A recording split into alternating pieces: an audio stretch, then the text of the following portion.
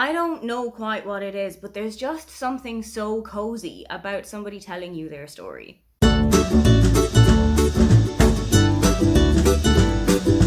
Hi, welcome, come on in. My name is Aoife, and today I'm taking you through some of the memoirs that I have absolutely loved across my reading journey. I genuinely love the idea of listening to somebody telling you their own life story, whether it be their trials, their triumphs, anything that they have gone through. I just think that it's such a nice and warm and welcoming experience for them to let you into their world. Quite a lot of the memoirs that I've got in here are actors, musicians, but there are a couple that you might not expect to see popping up in here. First up is everybody's grandmother, Julie Andrews, and Homework. This is Julie Andrews' second memoir, and it follows Home. In Home, you find out a lot about Julie's early life, her childhood, her emergence as a star on the screen and on the stage. But in Homework, you really get into where it is that we would know Julie Andrews from.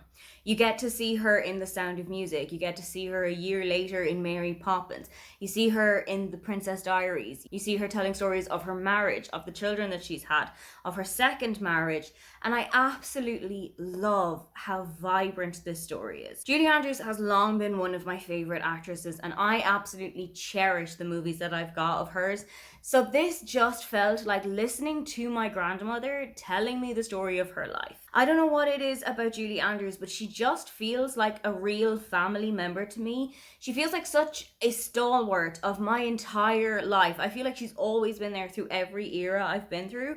And this was such a wonderful book to read. Next recommendation is A Heart That Works by Rob Delaney. This book might have been written by a comedian, but I wouldn't necessarily say that this is the laugh a minute you would expect. This book is about Rob's son Henry. Just before his first birthday, he was diagnosed with an incurable brain tumor. And the book tells the story of Henry's diagnosis, his illness, and his eventual passing from the disease. The whole thing is written with so much heart and so much respect for everybody who was there with Henry for every single step of his illness and every single step after his passing. I thought it was such a love letter to the NHS, the health system in the UK, who really took care of Henry, of Rob's family, of his wife's family, of all of the people he had worked with across his career. This book is a tearjerker, and this book is really going to draw blood out of a stone. I am not usually one for crying at books, but this one really got to me. The next book is a bit of a happier note, and that is The Third Gilmore Girl by Kelly Bishop. Kelly Bishop might be more familiar to some people as the mother from Dirty Dancing, but to me, Kelly Bishop is Emily Gilmore. And I loved reading about Kelly's start in life, about her childhood, about her starting out on the stage and in the original cast of A Chorus Line, about her Tony Award win, where she actually met Edward Herrmann for the first time. Kelly feels like the kind of person that I want to sit down and have a massive discussion with. She feels like the kind of person that I want to sit across from at a bar and talk over cosmopolitans or old fashions and just catch up about what you've been doing in life. She goes in through quite a lot of detail about being on the set of Dirty Dancing and about being on the set of Gilmore Girls and how she had always felt like she never really deserved to be there. And she had these kind of pinch me moments when she had always wanted to see a production out to the end of filming. And she felt like she was in bit parts here and there, that she was only there for a day and then she'd have to go back home. But when she found out that she was called in for Dirty Dancing and that she would actually see it out from start to finish, I think that is when she had her okay, I've made it moment, and it was so heartwarming to read that section. Next up is Glutton by Ed Gamble. The longer title of this is Glutton, the multi-course life of a very greedy boy, and this does go through Ed's entire childhood and adulthood up to where he is now. Ed has always had a love for food, and you can tell this about some of the stuff that he has done. He has been a judge on the Great British Menu. He hosts the Off Menu podcast where he will interview celebrities and other guests about their dream menu. And this really kind of felt like another love letter from Ed to food. Ed was quite fat when he was young. He lost quite a lot of weight in his early to mid 20s.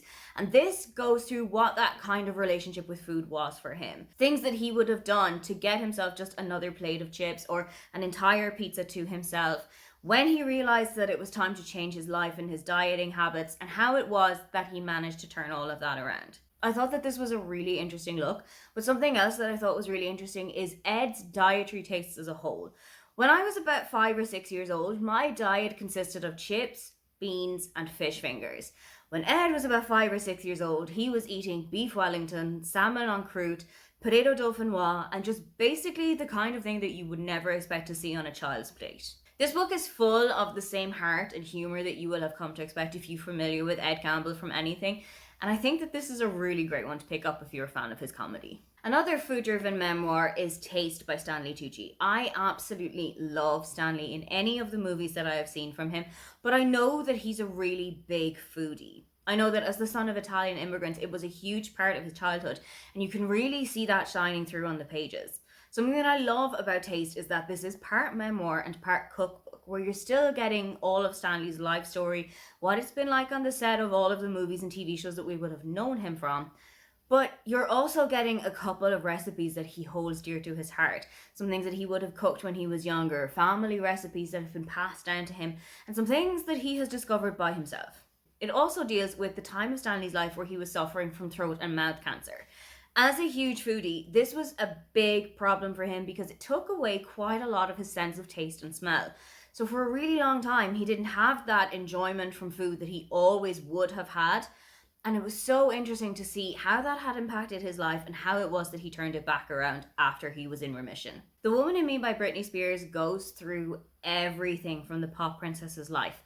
Childhood in Louisiana, being discovered and going on the Mickey Mouse Club when she was younger, her breakout into pop music, her relationship with Justin Timberlake, her marriage to Kevin Federline, and her conservatorship. I was enthralled by this. I was about 7 years old when Baby One More Time came out, and I was hardcore on the Britney train.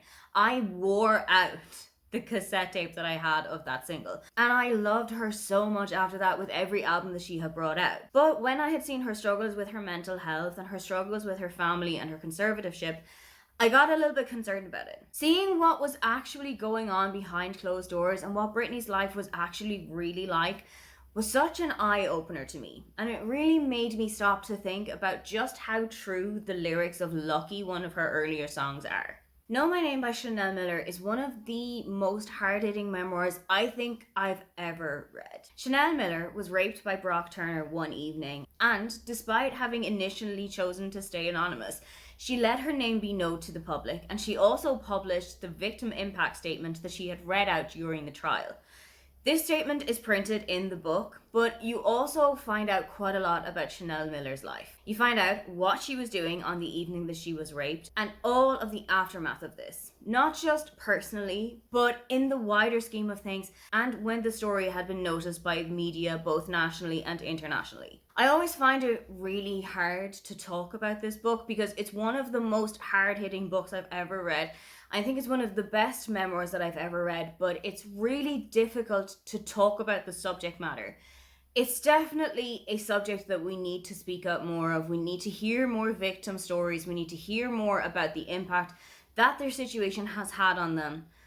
But it is quite difficult reading at times. As a fluent Irish speaker, I have really enjoyed Anshab by Una Min Kavanagh. Una Min was adopted from Vietnam when she was very young in the early 1990s and brought to rural Kerry, where she was raised by a single mother and by her grandfather. These two instilled a huge love of the Irish language in Una Min, and she has always felt super connected to her adopted home. When she was living in Dublin in about 2013, she was racially attacked on the streets of Dublin city centre. Her one regret, when she was talking about it to the media a couple of days after the attack, was that she had never responded to the attacker in Irish. When she is talking about her relationship with the Irish language in this book, it really brought a whole new love of the language out in me. And I absolutely loved reading about the stories of Una Min and her grandfather, who is just the most kind and gentle person I think I can ever imagine. They had such a special relationship with one another that was so wonderful to see in this book. When Breath Becomes Air by Paul Kalanithi is a truly heartbreaking but also beautiful story. Paul had graduated as a neurosurgeon and was just starting his residency when he started to feel a little bit under the weather. He had never particularly gotten better, so he went for some scans and to check everything out and was diagnosed with late-stage lung cancer.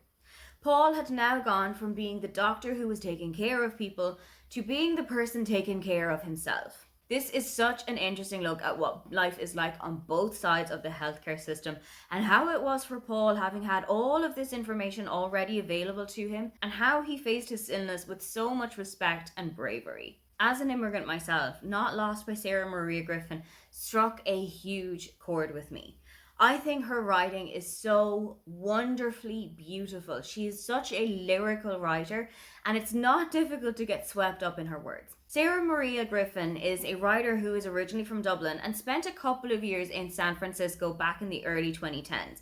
She and her now husband moved to San Francisco for a couple of years, and this book chronicles her first year in the city. Everything that she was going through, from homesickness to culture shocks to wanting to get back on that plane to Ireland, to when it was that she eventually did so. I thought that this was such an interesting look at how, even though you may be completely familiar with the country that you're going to, you may think that you know it from research, from having seen it on TV. Things are not always as you would expect them to be. There you have it, some of the memoirs that I have absolutely loved throughout my reading life. What is the best memoir that you have picked up, or is there a celebrity whose memoir you would do anything to read? If you'd love to leave me a comment but you can't think of anything you'd like to say, then just leave me a heart emoji. Don't forget to like and subscribe because I have new videos up every week. Now, get on out of here.